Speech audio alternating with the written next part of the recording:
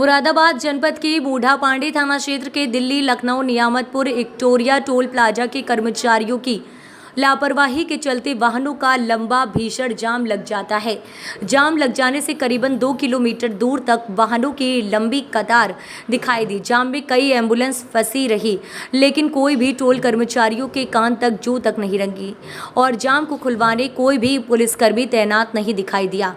आपको बताते चले कि नियामतपुर विक्टोरिया टोल प्लाजा पर आए दिन टोल कर्मचारियों की लापरवाही के चलते जाम की स्थिति उत्पन्न हो जाती है, जिसमें टोल कर्मचारी टोल के पैसे उगाने के चक्कर में सरकारी कर्मचारी और किसान संगठन के पदाधिकारी से भिड़ जाते हैं, जिससे यातायात बाधित हो जाता है और जाम की स्थिति उत्पन्न हो जाती है, जिसमें साफ तौर पर कहा जा सकता है कि टोल कर्मचारियों की दबंगई और अवैध तरीके से बड़े वाहन चालकों से ज़्यादा टोल काटा जाता है।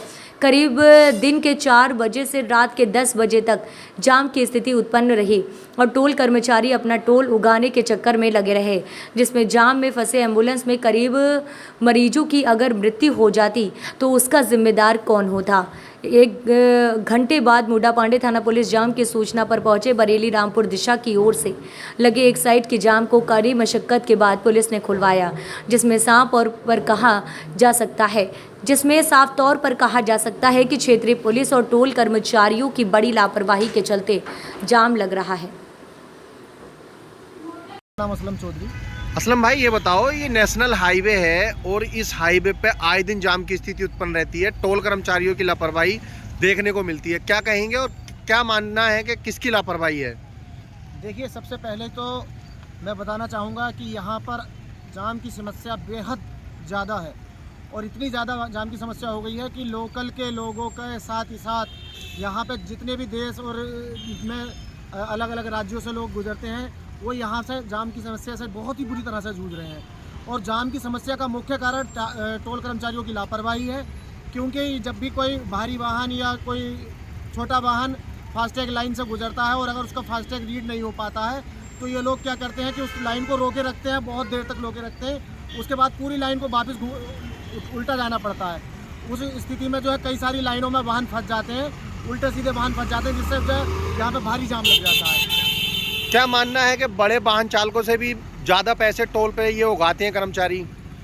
देखिए, क्योंकि आप देख रहे हैं कि यहाँ पर टोल के रेट लगातार बढ़ते चले जा रहे हैं। बेचारे ट्रक चालक जो है एक तरफ टोल के टैक्स देते देते परेशान है, उधर जब वो अपना वाहन रजिस्टर्ड कराते हैं तब वो उसके साथ ही साथ रोड टैक्स भी देते हैं।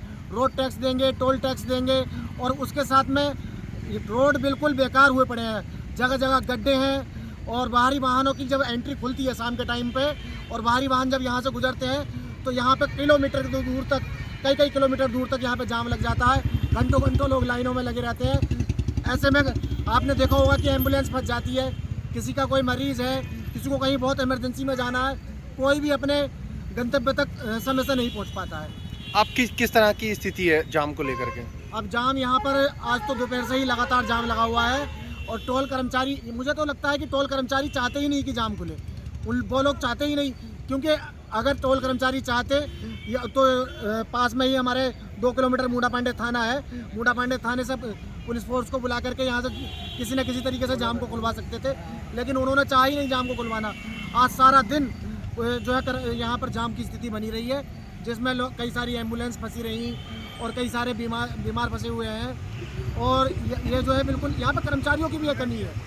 अच्छा, देखा जाए अगर एम्बुलेंस में कोई मरीज की मृत्यु हो जाती है, किसकी लापरवाही होगी? ये टोल कर्मचारियों की लापरवाही होगी या जो भी इस टोल अथॉरिटी से जुड़े हुए लोग हैं उनकी जिम्मेदारी होगी। क्या मांग करना चाहेंगे अपने माध्यम से?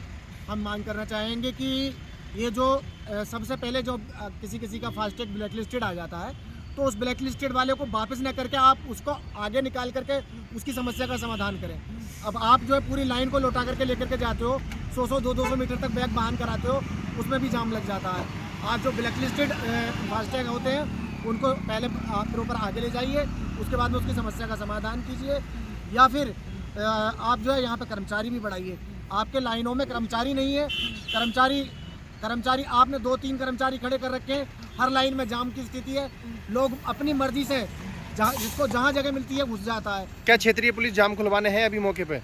अभी तो क्षेत्रीय पुलिस खैर मौजूद है यहाँ पर, जाम खुलवाने की में लगी हुई है, लेकिन मुझे लगता नहीं इतनी आसानी से ये जाम खुल जाएगा। कितना लंबा होगा लमसम? ये कई किलोमीटर दूर तक जाम लगा हुआ है। ठीक है।